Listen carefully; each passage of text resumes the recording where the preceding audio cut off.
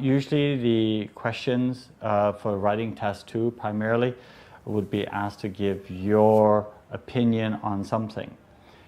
One thing that you have to be aware of is that they might ask you, to what extent do you agree with something? In that case, you don't have to give a counter argument. They may ask you, give the advantages and disadvantages of something.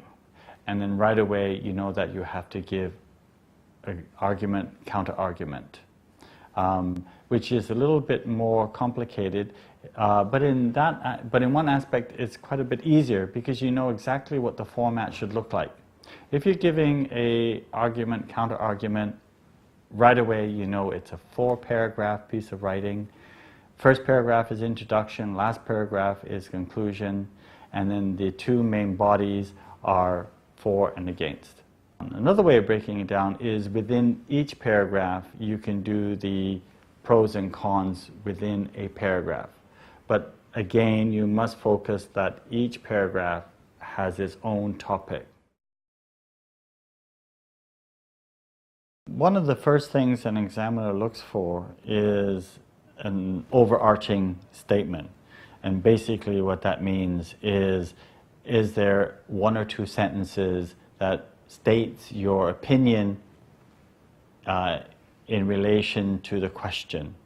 So if it asks you to what extent do you agree or disagree with something, then an overarching statement is, I agree that, or I believe that. Now that overarching statement can either be at the beginning or in your introduction paragraph or in your concluding paragraph. Simple in terms of response. I mean, as the examiners, they probably realize that you're only given 40 minutes to respond to a question.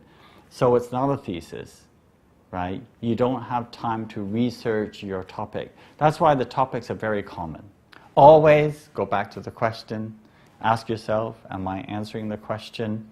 And you'll find that if you do that, you'll probably end up well short of 40 minutes, which is a good thing because then it will give you the opportunity to go back, read it through. The papers are written in pencil, so you can erase, you can make changes. The pitfall with using a lot of memorized text is that although it may have strong vocabulary in it, it may not be directly related to the question that you are responding to. So if it doesn't directly relate, it will jump out to the reader for the wrong reason.